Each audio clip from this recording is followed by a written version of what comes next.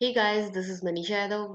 सो जो आज का हमारा टॉपिक है, जैसे हमने पिछली जो वीडियोस थी हमारी ट्यूटोरियल वीडियोस, उसके अंदर हम लोगों ने सीखा था कि मॉडलिंग कैसे की जाती है, सपोर्ट्स कैसे अप्लाई किए जाते हैं, मटेरियल किस तरीके से लगाया जाता है, एंड फर्दर उसके अंदर अगर आपको क्रॉस सेक्शन ऐड करना है तो वो किस तरीके से अप्लाई करेंगे।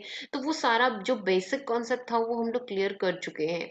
अब मेन जो हमारा कॉन्सेप्ट आता है वो ये आता है कि यहाँ पे लोड्स किस तरीके से अप्लाई किए जाते हैं। अब बेसिकली जब हम बिल्डिंग के ऊपर लोड अप्लाई करने वाले हैं तो लोड्स के बारे में हमें पता होना जरूरी है। तो सबसे पहले मैं टाइप्स ऑफ लोड के बारे में आपके साथ में डिस्कस करना चाहूंगी।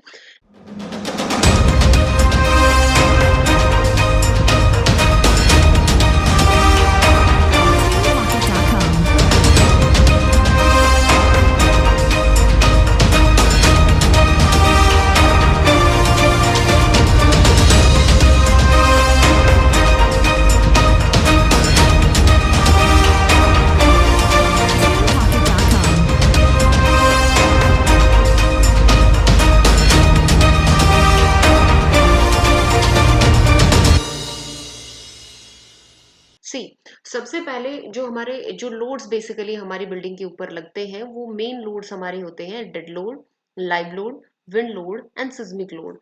फिर ये जो लोड्स होते हैं ये पर्टिकुलर सिचुएशंस के हिसाब से यहाँ पे वर्क करते हैं। उन्हीं सिचुएशंस के बिहाफ पे मैं यहाँ पे आपसे बात करना चाहूंगी।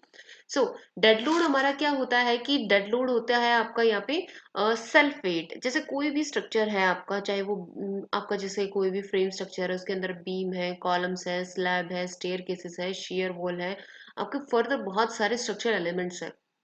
तो उनका वेट भी आता है। खुद का जो वेट है वो कांस्टेंट है, वो चेंज तो होता नहीं है टाइम टू टाइम। जो लोड जैसे मान लीजिए एक बीम के अंदर जो लोड शुरुआत से है वही आपका लास्ट तक रहेगा। तो हम लोग क्या करते हैं कि यहाँ पे हमारा जो लोड होता है जो इस तरीके की सिचुएशन के अंदर डील करता है उसको हम डेड लोड कहते हैं। इसकी वैल्यू कांस्टेंट होती है, स्टैटिक होती है। अगर इसको प्रॉपर तरीके से आपको रीड करना है, अंडरस्टूड करना है, तो आपको IS 875 पार्ट 1 जो है वो स्टडी करना पड़ेगा। तो इस डेड लोड के रिगार्डिंग जितनी भी सारी डिटेल्स है वो इस कोड के अंदर गिवन है एज पर इंडियन स्टैंडर्ड्स। अब हम लोग यहाँ पे चलते हैं लाइव लोड के अंदर। अब जैसे सेकंड लोड जो हमारा था लाइव लोड है। लाइव लोड जो है वो as per use and occupancy के बेसिस के ऊपर अप्लाई होता है। जैसे कितनी पॉपुलेशन उस बिल्डिंग के अंदर रहने वाली है, तो वहां पे जैसे वो क्या है, एक व्यक्ति जो है उस किसी भी पर्टिकुलर, जैसे आप घर बना रहे हैं तो उसमें एक जगह पे तो वो बैठा नहीं रहेगा। ठीक है, वो इधर उधर मूव करता ही रहेगा। तो वो क्या होता है, वो आपका होता है लाइव लोड। ठीक है, तो इसमें क्या होता है कि लोड की वैल्यू जो है ना वो फिक्स नहीं होती है। कोई जैसे पॉपुलेशन है वो कम ज्यादा ऐसे होती रहती है। जैसे कोई भी हम यहाँ पे हॉस्पिटल की बिल्डिंग बना रहे हैं तो उसमें जरूरी थोड़ी ना है कि एक दिन में अगर 400 लोग आते हैं तो अगले दिन भी 400 ही आए। हो सकता है 200 आए, हो सकता है 500 आए। ठीक है, तो वो आपका होता है लाइव लोड। लाइव लोड के अंदर जो आपको कोड की स्टडी करनी पड़ती है वो होता है ये 875 पार्ट 2। इस लोड को हम लोग इम्पोज लोड भी कहते हैं, राइट। इसकी वैल्यू कांस्टेंट नहीं होती। फिर उसके बाद आता है आपका विंड लोड। विंड लोड के अंदर क्या होता है, due to intensity of the wind. जैसे हमारे यहाँ पे काफी जगह, काफी रीजन ऐसे होते हैं जहाँ पे काफी तेज हवा चलती है, काफी रीजन ऐसे होते हैं जैसे बहुत ही ज्यादा मिनिमम मतलब इंटेंसिटी होती है विंड की। तो वो क्या है, उस विंड की इंटेंसिटी के बेसिस के ऊपर हम लोग जो विंड की वजह से जो प्रेशर अप्लाई होता है किसी भी स्ट्रक्चर के ऊपर वो कैलकुलेट करते हैं। इसमें डिफरेंट पैरामीटर्स जो होते हैं एज पर लोकेशन वो आपके फाइंड आउट किए जाते हैं, और उस लोकेशन के बेसिस पे आपकी विंड इंटेंसिटी जो विंड प्रेशर है वो फाइंड आउट होता है। इस कोड को सॉरी इस लोड को जो स्टडी करने के लिए आपको IS 875 पार्ट 3 को स्टडी करना पड़ेगा। उसी में सारे के सारे पैरामीटर्स हैं। उन पैरामीटर्स के बेसिस पे आपको सारी कुछ कैलकुलेशन करनी है and wind load find out करना है, राइट। फिर उसके बाद में नेक्स्ट एंड लास्ट आता है आपका यहाँ पे seismic load. Seismic load earthquakes की वजह से लगता है। जैसे हम यहाँ पे हमारे यहाँ पे काफी जैसे अगर मैं इंडिया की बात करूँ तो इंडिया जो है 4 जोन के अंदर डिवाइडेड है। उन्हीं जोन्स और लोकेशन के बेसिस के ऊपर आपके डिफरेंट जो आपके सॉइल टाइप्स है उनके बेसिस के ऊपर मल्टीपल पैरामीटर्स को फाइंड आउट करके हम लोग यहाँ पे सिस्मिक लोड कैलकुलेट करते हैं। सिस्मिक लोड कैलकुलेट जो अगर आपको करना है, पढ़ना है, प्रॉपर पैरामीटर की नॉलेज चाहिए तो उसके लिए आपको IS 1893 पार्ट 1 उसको यूज करना पड़ेगा। उसी के अंदर आपको डिफरेंट जो है सिचुएशंस के बेसिस पे सिस्मिक जो लोड है वो कैलकुलेट कर पाएंगे। तो ये तो कुछ थे हमारे टाइप्स ऑफ लोड की, कौन कौन से जो लोड है वो एक्ट करते हैं। अब मैं अगर बात करूं यहाँ पे, तो वो मैं आज डिस्कस करने आज हम लोग जो सीखने वाले हैं वो डेड लोड के बारे में सीखने वाले हैं कि डेड लोड किस तरीके से किसी भी बिल्डिंग के ऊपर एक्ट करता है एंड कैसे वो लोड जो है ट्रांसफर होता है। लोड ट्रांसफर मैकेनिज्म के अंदर अगर मैं देखना चाहूँ कि जैसे जो भी लोड होगा, चाहे वो लाइव लोड है चाहे वो डेड लोड है, स्लैब के ऊपर एक्ट करेगा। स्लैब जो है वो ट्रांसफर करेगी उस लोड को बीम के ऊपर, एंड देन बीम जो है वो ट्रांसफर करता है कॉलम पे। कॉलम फिर ट्रांसफर करता है फाउंडेशन पे, then to go to the ground. तो इस तरीके से आपका जो लोड है किसी भी बिल्डिंग का, वो ट्रांसफर होता है, राइट। अब आज जो जैसे मैं डेड लोड को यहाँ पे डिस्कस करने वाली हूँ, तो डेड लोड जो है क्या क्या चीजें उसके अंदर इंक्लूडेड होती है। डेड लोड के अंदर आपका आता है सबसे पहला सेल्फ वेट, देन आपका फ्लोर फिनिश लोड, देन आपका partition wall load, then main wall load, parapet wall load, sunken slab load. तो ये सारा कुछ आपका इसके अंदर आता है। एक एक करके हम इसके बारे में डिस्कस करते हैं।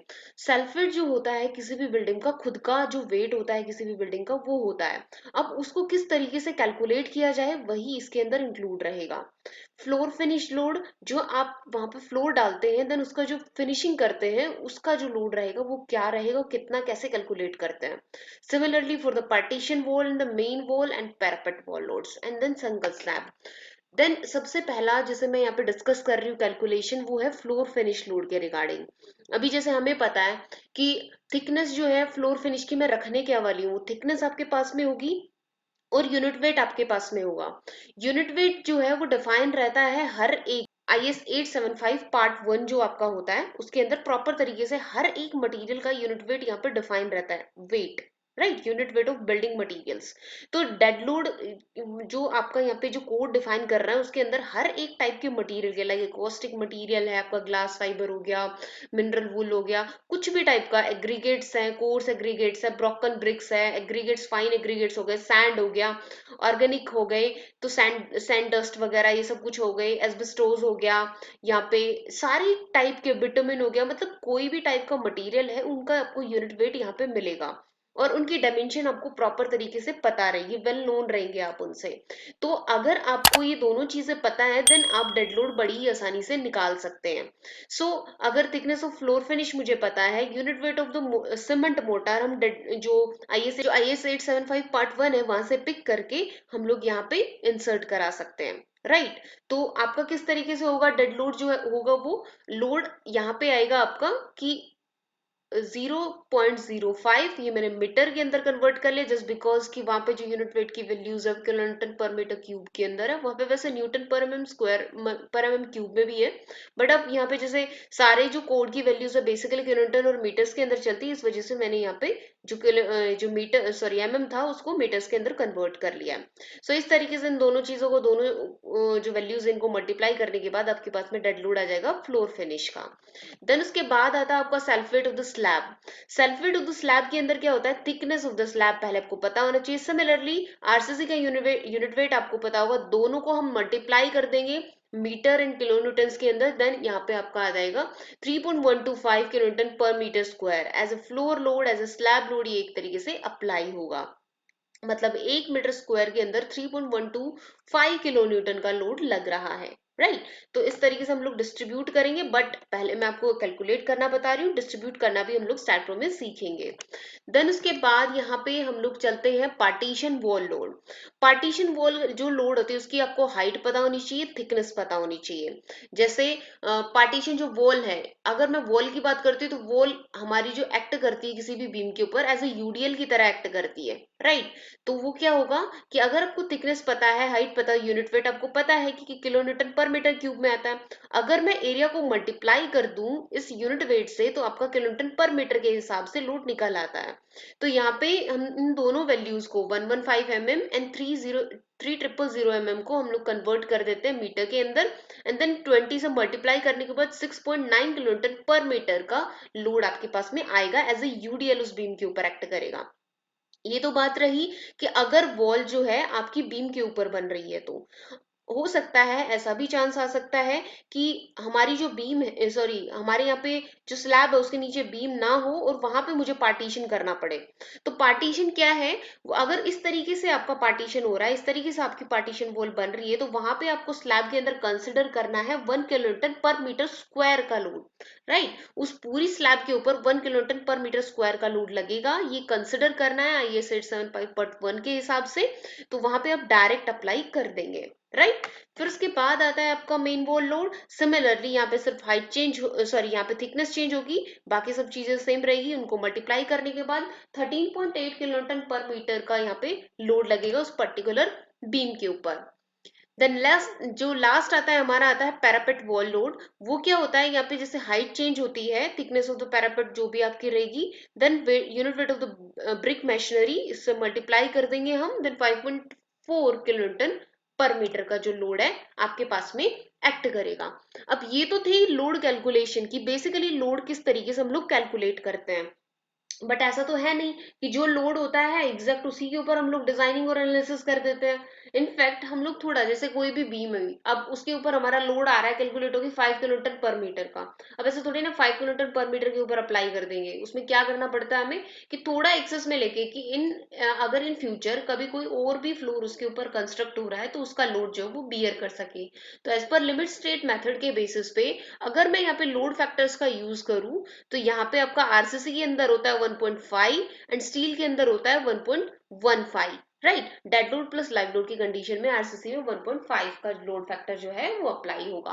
अब ये तो था सारा मैनुअल कैलकुलेशन, कि मैनुअल कैलकुलेशन डेड लोड का होता कैसे है।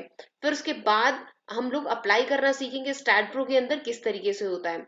इसके बाद में हम लोग पहले कर लेते हैं कैलकुलेशन। ये कैलकुलेशन डेड लोड के रिगार्डिंग थी। द नेक्स्ट वीडियो के अंदर हम डिस्कस करेंगे लाइव लोड के रिगार्डिंग।